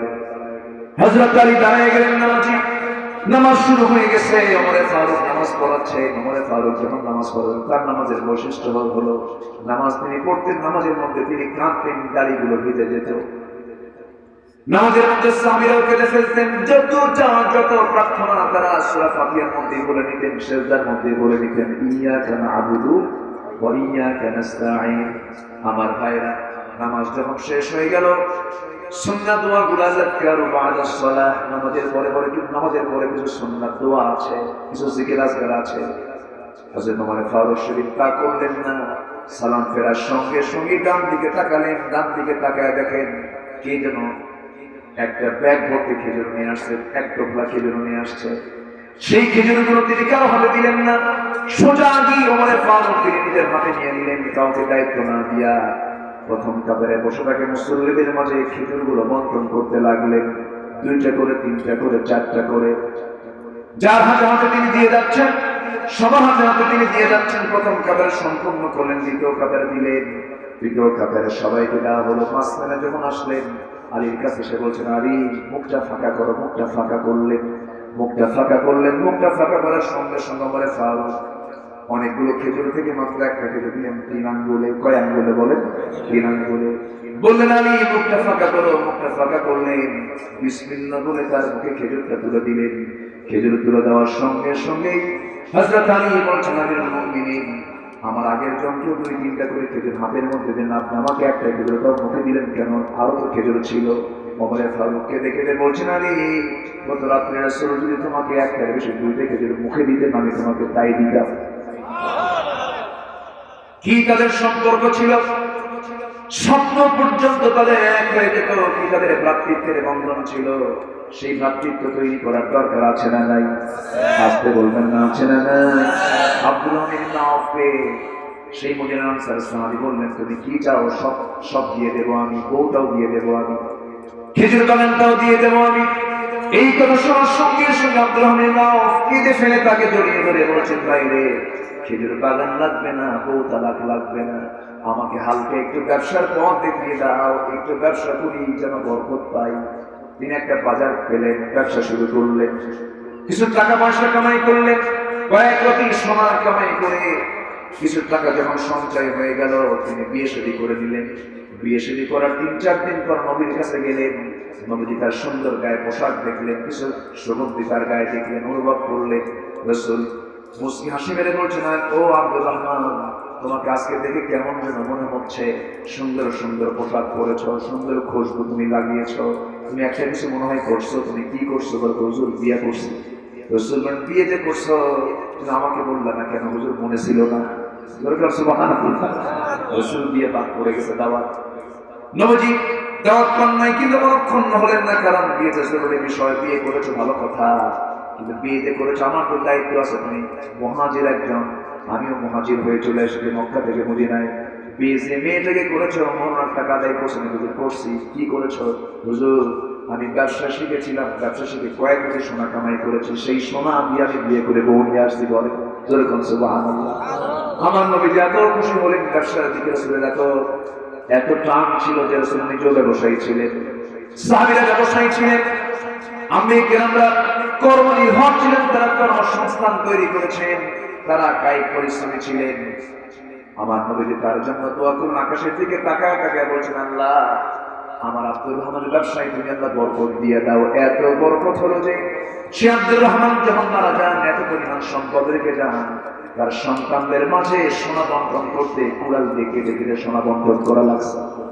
যেরকম আল্লাহু আকবার, আরো জোরে বলি আল্লাহু আকবার।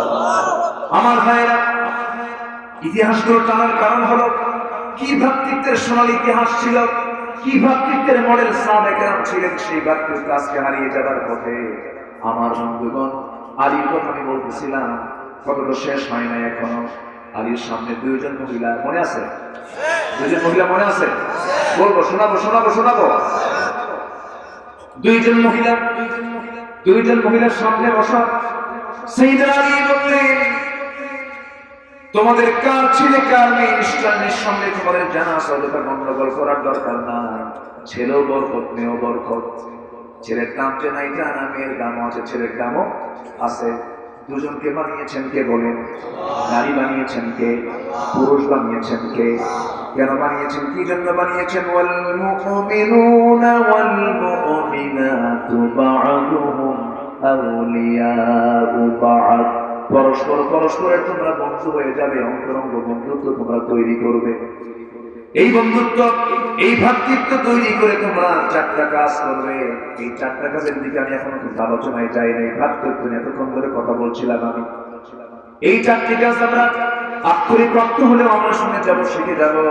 এই দিকে একটা সাইয়েদনা আলীর কিছু বিচক্ষণতার কথা বলতেন, একটা কথা চলে আসছে। হযরত আলী রাদিয়াল্লাহু তাআলা বললেন, ও মহিলা দুইজন, তোমরা নিঃসন্দেহে যেন কার ছেলে আর কার মেয়ে সত্যি করে বলে দাও কার ছেলে কার মেয়ে। কিন্তু দুইজন নসরবান্দি, তারা বলতেছে না এটা আমার ছেলে, না এটা আমার ছেলে। এই কথা বলতেনি সাইয়েদনা আলী বললেন, এই মহিলা দুইজনকে নিয়ে যাও, ফয়সালা হয়ে যাবে। এই দুইজন মহিলাকে নিয়ে গিয়ে একটা ঘরের মধ্যে উঠায় না, উঠায় নিয়া দুজনের ইসলাম থেকে কাঁচ পাত্রে, দুইটা কাঁচ পাত্রে, দুইটা কাঁচের গ্লাসে দুজনের ইসলাম থেকে দুধ বের করে দুইটা গ্লাসে রেখে দাও। দুইটা গ্লাসে রেখে দেওয়া হলো। সাইয়েদনা আলী বললেন, দেখো তো কোন গ্লাসের দুধটা ঘন আর কোন গ্লাসের দুধটা পাতলা। যখন বলা হলো সাইয়েদনা আলী, একজন ইসলাম থেকে যে দুধ বের করা হয়েছে তা একটা ঘন আর একটা পাতলা। সাইয়েদনা আলী বললেন, যে গ্লাসের দুধটা ঘন, সেই ঘন দুধ যে ইসলাম থেকে বের হয়েছে, আল্লাহ তাআলা আপনি ছেলের সন্তানের মা হিসেবে আল্লাহ পাক তাকে বানিয়েছেন। যেরকম সুবহানাল্লাহ, মনোদুধ ছেলে সন্তানের জন্য বরাদ্দ, আর পাতলা দুধ যে ইসলাম থেকে বের করা হয়েছে, আল্লাহ তাআলা তাকে মেয়ে সন্তানের মা বানায় দিয়েছেন। যেরকম সুবহানাল্লাহ। অর্থাৎ ছেলে যা খাবে মেয়ে তার অর্ধেক খাবে, অর্থাৎ বাপ মারা গেলে ছেলে যা পাবে মেয়ে তার অর্ধেক পাবে, খাদ্য অর্ধেক, বন্টন অর্ধেক। যেরকম সুবহানাল্লাহ। দুইজন মহিলা অবাক হয়ে গেছে, আশ্চর্য হয়ে গেছে। দুজন মহিলার কোলে ছেলে সন্তান ঘন দুধ অলির করে দেওয়া হলো। পাতলা দুধ অলির স্তন অলির মার কোলে মেয়ে সন্তানকে দেওয়া হলো। দুজন মহিলা দু সন্তানকে নিয়ে চলে গেল। আমার ওয়াজও শেষ হয়ে গেল নাকি? এখন প্রশ্ন হলো, দুধ কেন ঘন হলো, দুধ কেন পাতলা হলো, ওয়াজ আবার শুরু হলো। আমরা সব দিকে যেতে পারি, সমস্যা। আলোচনা শুনতে রাজি আছি তো সবাই? জোরে বলি ইনশাআল্লাহ। তাহলে আমরা এই পর্যন্ত শিখলাম, আমরা শত্রু হব না বন্ধু হব? শত্রু হব না বন্ধু হব? ফতুয়া দেব না সমাধান করব? খালি ফতুয়া মানে সমাধান করবে, তাই না? খালি ফতুয়া। এটা আমাদের এক মূল মুরব্বী বলতেন এই কথা, যে যারা খালি বলে এটা হারাম এটা হারাম, ওদের কিতাবের নামই হলো কিতাবুল হারাম। ঠিক কিনা? এত ফতুয়া দেন কেন? এত ফতুয়া দিয়ে না, সমাধান করো। আসেন আমরা একটা প্ল্যাটফর্মে আসি। আমাদের তো একটাই বাক্য, লা ইলাহা লা ইলাহা। এই পতাকা তো আমরা আবদ্ধ হই। আহলে হাদিস, আহলে হানাফ, মাজার, দরবার, অমক দরবার, অমক পীরের মুরিদ, অমক পীরের মুরিদ, এগুলো আমাদের পরিচয় নয়। আমাদের পরিচয় আমরা মুসলমান। সব তো এক হয়ে যেতে হবে, কিন্তু কি যেন এক কৃপণতা, কি যেন এক স্বার্থ আমাদের মধ্যে দারুণ ভাবে, মানে এমন ভাবে ঠেসে বসে আমরা পারি না। একটা আরবিতে প্রবাদ আছে, উকিল তুই উকিল সাউরুল আবুলা। আরবি থেকে প্রবাদ আছে, তিন বর্ণ গরু, তিন বর্ণ ষাঁড়, লাল, এটা কালো, আর এটা হলো সাদা। এই তিনটা জামাতবদ্ধ হয়ে, সংঘবদ্ধ হয়ে এরা ঘোরাফেরা করে। কিন্তু একটা সিংহ এই তিনটাকে টার্গেট করতেছে যে খাবো কেন। ওর শুধু জিব্বায় পানি আসতেছে, হিংস্র তো, মাংসাশী তো, সে তো খাবে, পারতেছে না। এখন টেকনিক করতেছে এদের জোর কেন ভাঙবেন যায়। হঠাৎ করে সেই সিংহ একদিন কালো ষাঁড়কে ডাক দিয়ে বলতেছে, একাকি শোনো, তুমি যে সাদা আর লালের সঙ্গে ঘোরাফেরা করো, এরা তো স্পষ্ট দেখা যায় এই জঙ্গলে কত হিংস্র জন্তু আছে, ওকে দেখতে গিয়ে তোমাকে দেখে ফেলবে, তোমাকে খেয়ে ফেলবে, তুমি কালো, তোমাকে দেখা যায় না, তোমাকে একটু অন্ধকার অন্ধকার লাগে, তুমি সাদার সঙ্গে থাকো না। তাই তো উত্তম পরামর্শ, সাদার সঙ্গ ত্যাগ করলাম। কি কথা কি বুঝতেছেন? সাদাটাকে বাড়তেছে। এরপরে লালের কাছে আসছে, লালকে বলতেছে, লাল তুমি একটু অন্ধকার অন্ধকার থাকো, তোমাকে দেখা যায় না কেন, সাদার সঙ্গে ঘোরো কেন? তোমার তো জীবন যে কোনো মুহূর্তে রিস্কের মধ্যে পড়ে যাবে, তুমি শেষ হয়ে যাবে, তোমাকে খেয়ে ফেলবে বনের হিংস্র জন্তু। তাই তো সিংহ বনের রাজা কি সিংহ না? মামা ঠিক আছে, তোমার পরামর্শ গ্রহণ করলো, ও সাদাটাকে ছাড়ছে। তা তিনজন কি তিন জায়গায় না এক জায়গায়? আগে ছিল কয় জায়গায়? হ্যাঁ, তিনজন তিন জায়গায়। এবার মাস্টার প্ল্যানে বনের রাজা নামছে। আগে গেছে সাদার কাছে, আগে গেছে সাদার কাছে। কার কাছে গেছে?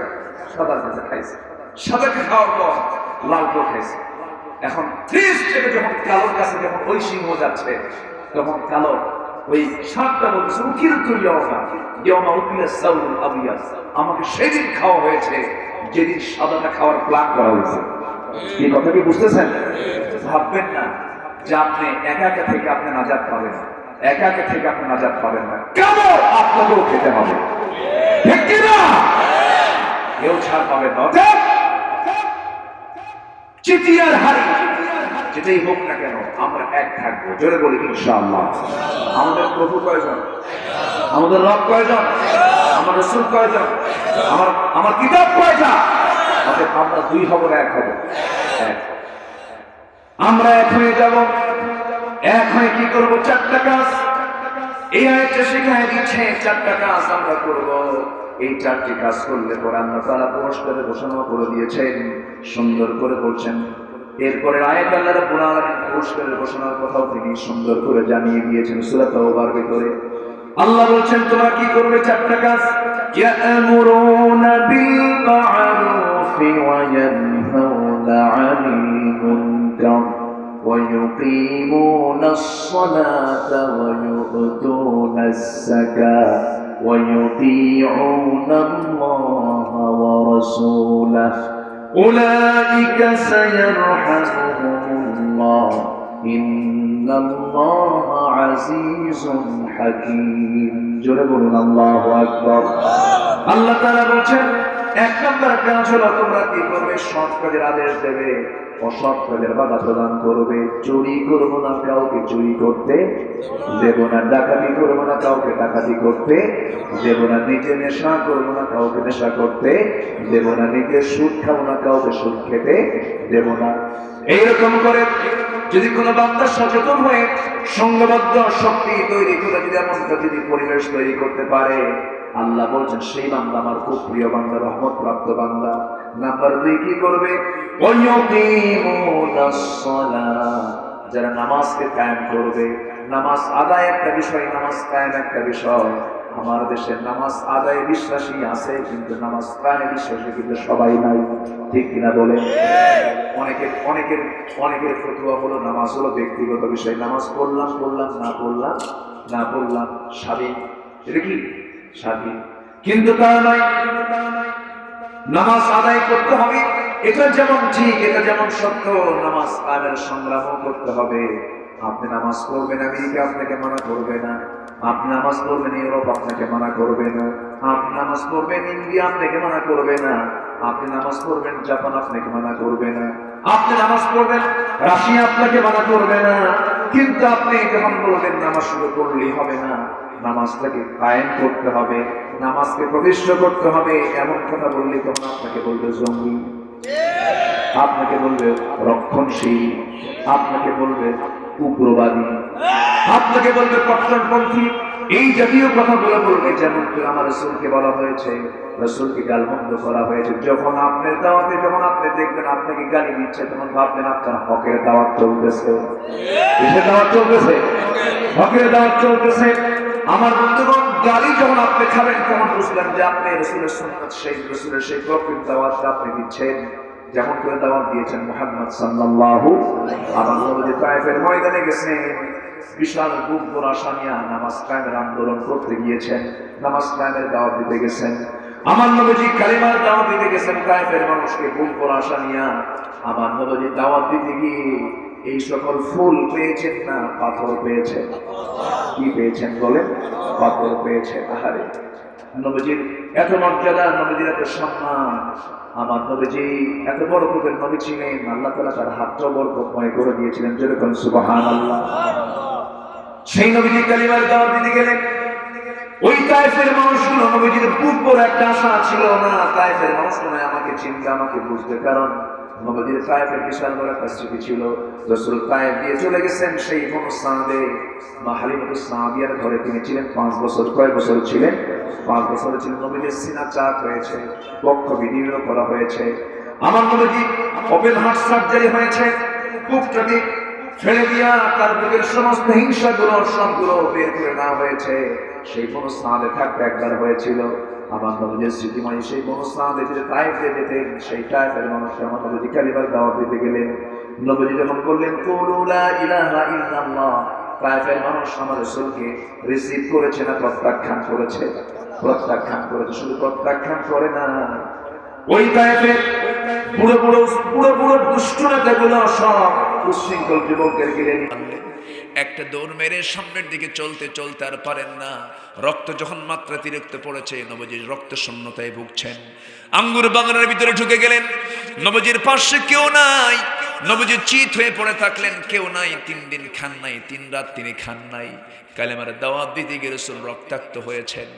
আমার বন্ধুগণ, সেই সময় ওই আঙ্গুর বাগানের একজন কেয়ারটেকার দূর থেকে লক্ষ্য করেছে, সেই যুবকটা নবীর কাছে এসে দেখে রক্তাক্ত অবস্থা। তার মধ্যে মায়া দয়া কাজ করলো। ইবনে হিশাম এসেছে, সিরাত ইবনে হিশামের মধ্যে এসেছে।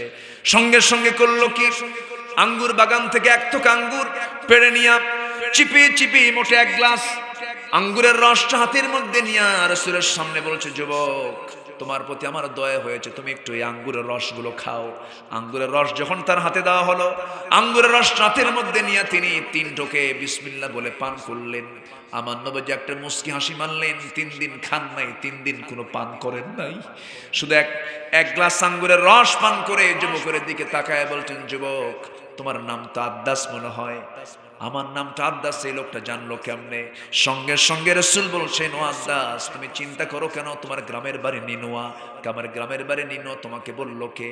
রাসূল বলছেন, তোমার গ্রামে, তোমার বাড়ি যে গ্রামে নিনোয়া, সেই গ্রামেই জন্ম নিয়েছেন আল্লাহর পয়গম্বর ইউনূস আলাইহিস সালাতু ওয়াস সালাম। সঙ্গে সঙ্গে আদ্দাস বলতেছে, আমার গ্রামে আল্লাহর নবী ইউনূসের বাড়ি, এই কথা তোমাকে কি জানায় দিল? সঙ্গে সঙ্গে আমার নবীজি মুস্কি হাসি মেরে বলছেন, আদ্দাস, একজন নবীর কাছে তো আর একজন নবীর খবর থাকতেই পারে।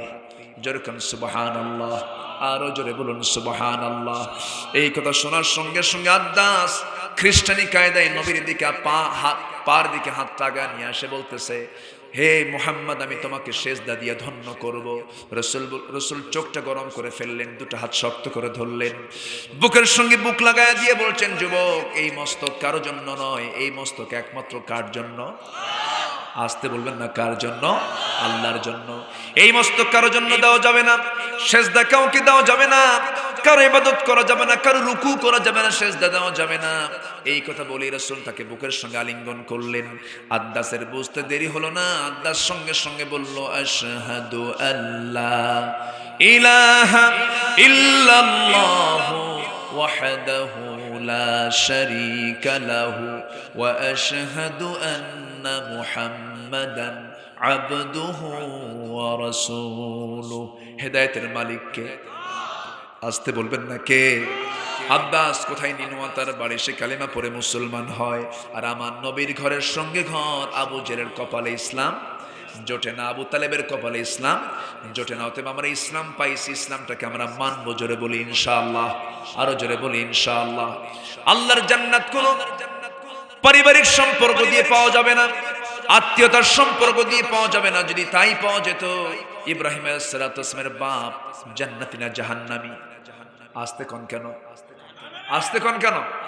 জাহান্নামী। ইব্রাহিম আলাইহিস সালাম এত বড় দামি পয়গম্বর হওয়ার পরও তার বাপকে জান্নাতে নিতে পারবেন না। নূহ আলাইহিস সালাম বড় একজন আল্লাহর নবী ছিলেন, তার ছেলে জান্নাতি না জাহান্নামী? জাহান্নামী নবী হয়েও তার ছেলেকে জান্নাতে নিতে পারবেন না। এরপরে নূহ আলাইহিস সালামের বউ ছিল ঈমান হারা, ঈমান তার ছিল না, বউ হওয়ার পরও তিনি তার বউকে জান্নাতে নিতে পারবেন না। লূত আলাইহিস সালামের স্ত্রী ছিল একজন কাফের, আল্লাহর নবী হওয়ার পরও তার স্ত্রীকে তিনি জান্নাতে নিতে পারবেন না। আমার নবীজির আপন চাচা আবু তালেব কাফের ছিল, এত কিছু করার পরেও রাসূল তাকে জান্নাতে নিতে পারবেন না। এই জন্য জান্নাত পেতে হলে অন্যের সাহায্য না নিজের ঈমান? বলেন বলেন বলেন বলেন।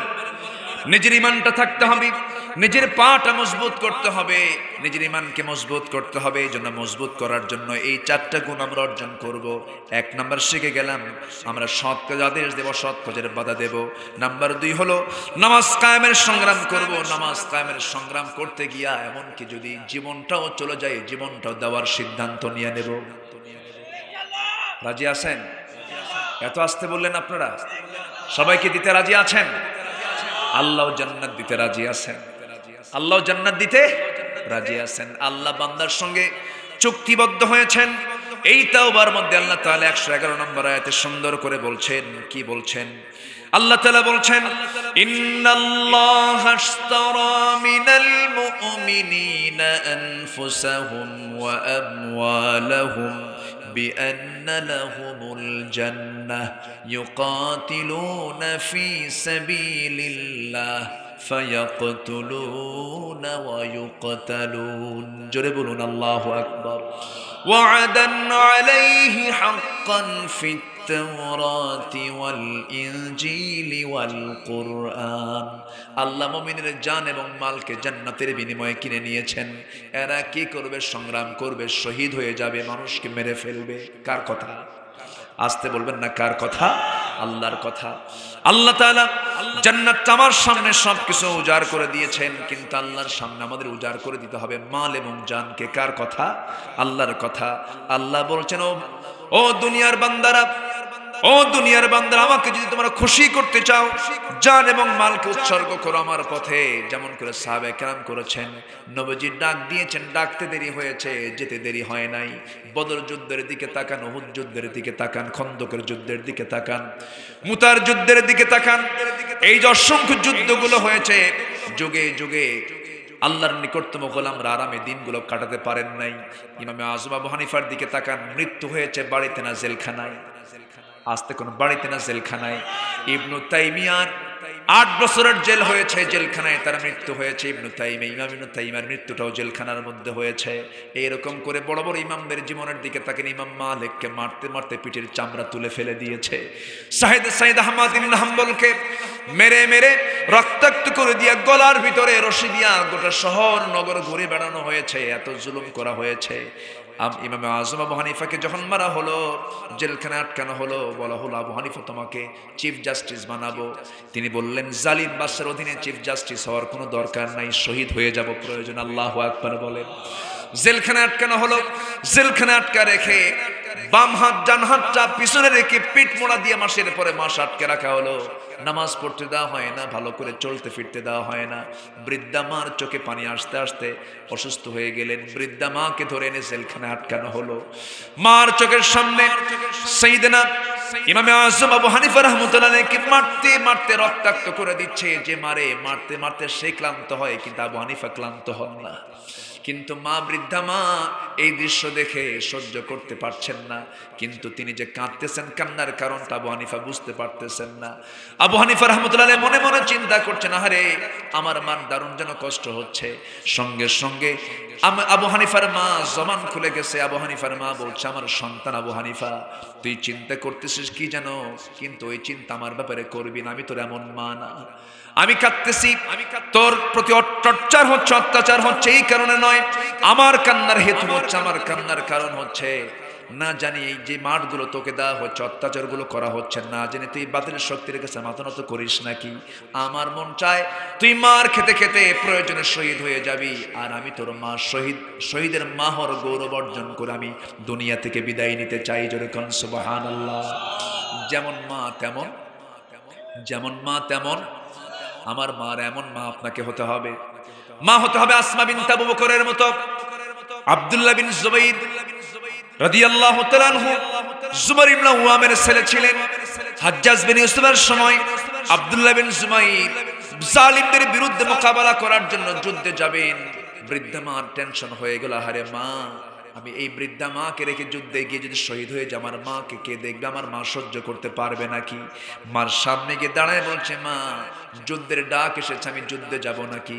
তুই আমাকে প্রশ্ন করিস কেন? তুই চলে যা। এবার বলতেছে, মা, তুমি কি জানো নাকি ওই যুদ্ধের ময়দানে জালিম বাদশার লোকেরা ইসলামের পথের মুজাহিদদের দুনিয়া থেকে বিদায় করে দিয়া হাত কেটে নিচ্ছে, কান কেটে নিচ্ছে, নাক কেটে নিচ্ছে, চোখ তুলে নিচ্ছে। মা, আমি কি যুদ্ধে যাব নাকি? এবার আসমা বিনত আবু বকর বলছেন, আমার কলেজার টুকরা সন্তান, আমার মুখ থেকে তুই কথাগুলো শুনে নে। আমি তোকে একটা প্রশ্ন করি বাজান আব্দুল্লাহ, ছাগলটা জবহ করার পর সেই ছাগলটা মরে গেছে, এখন সেই ছাগলটা যে জবহ করেছে ভুনা করে খাবে না কিমা করে খাবে না ফ্রাই করে খাবে? ছাগল কি টের পায় নাকি না টের পায় না?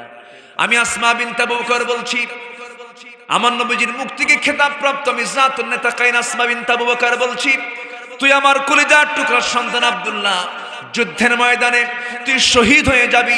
তোর নাক কাটুক, তোর কান কাটুক, তোর চোখ তুলে নেকেতে কোনো যায় আসে না, তুই শহীদ হয়ে যাবি। আমি শহীদের মা হওয়ার গৌরব অর্জন করে আমি দুনিয়া থেকে বিদায় নিতে চাই। জোরে কোন সুবহানাল্লাহ। আব্দুল্লাহ বিন জুবাইর বলছেন, মা, আল্লাহর কসম মৃত্যুর ভয়ে কথা বলি নাই। মা, আমার মন চাচ্ছিল, মা, তুমি কিটা ধৈর্য ধারণ করতে পারবে নাকি? আমি তোমাকে টেস্ট করলাম। যেমন মা তেমন সন্তান। আব্দুল্লাহ বিন জুবাইর যুদ্ধের ময়দানে গিয়ে শহীদ হয়ে গেলেন। ওই জালিম বাদশার লোকেরা তাকে ঝুলাইয়া 2 পা ঝুলাইয়া গাছের সঙ্গে টাঙ্গায় রাখছে। 3 দিন চলে গেছে, 3 দিন কোনো খবর নাই। তার লাশটা ঝুলন্ত অবস্থায় আছে, মরা লাশ, মৃত লাশ, শহীদের লাশ। আসমা বিনত আবু বকরের বয়স তখন 80 পার হয়ে গেছে। তিনি দেখতে আসছেন তার সন্তানের কি খবর। এসে দেখেন মা, বৃদ্ধা মা, দেখেন তার সন্তানকে ঝুলায় রেখেছে সেই গাছের সাথে। বীর দর্পে সাহসিকতার মেজাজ নিয়া আসমা বিনত আবু বকর সিদ্দিক রাদিয়াল্লাহু তাআলা আনহা তিনি বললেন, ইসলামের মধ্যে মুজাহিদের ঘোড়ার পিঠ থেকে কি নামানোর সময় কি এখনো হয় নাই? কে আছো তোমরা? সবাই গিয়ে আসলো। লাশটা তার নামানো হলো। গালে চুম্বন করলেন, চুম্বনে কে দিয়া ধৈর্য ধারণ করে সেই জায়গা থেকে যখন বলা হলো তোমরা এর কাফন দাফনের বন্দোবস্ত করে দাও, ইতিমধ্যে হাজ্জাজ বিন ইউসুফ সামনে হাজির হয়ে গেছে। আসমা বিনত আবু বকর তিনি বলেন, আমার নিজের কানে শোনা রাসূল একটা হাদিস আমাকে শুনিয়েছেন, আমি পড়লাম। তিনি হাদিসটা বর্ণনা করলেন, বনু সাকিব গোত্রের একজন জালিম বাদশার আগমন হবে, মিথ্যুক বাদশার আগমন হবে। আমি আসমা বলছি, আল্লাহর কসম, তুই হাজ্জাজ বিন ইউসুফ, তুই সেই জালিম শাসক। আল্লাহু আকবার বলেন। যেমন সন্তান তেমন তার মা। আমার মা এরকম চরিত্র আপনার আনতে হবে, আপনার সন্তানকে সেই নসিহত দিতে হবে। ইকিমুনাস সালাত, নামাজ কায়েমের ক্ষেত্রে, সৎ কাজের আদেশের ক্ষেত্রে, অসৎ কাজের বাধা প্রদানের ক্ষেত্রে। আল্লাহ মাদেরকেও কবুল করুন। জোরে বলি আমিন। একটা আদর্শ মা হলে একটা জাতি আদর্শ হয়ে যায়। বলি আলহামদুলিল্লাহ। আল্লাহ তুমি আমাদের এই এলাকার মা বোনদেরকে দিন মেনে চলার তৌফিক দিয়ে দাও, কোরআন মেনে চলার তৌফিক দিয়ে দাও।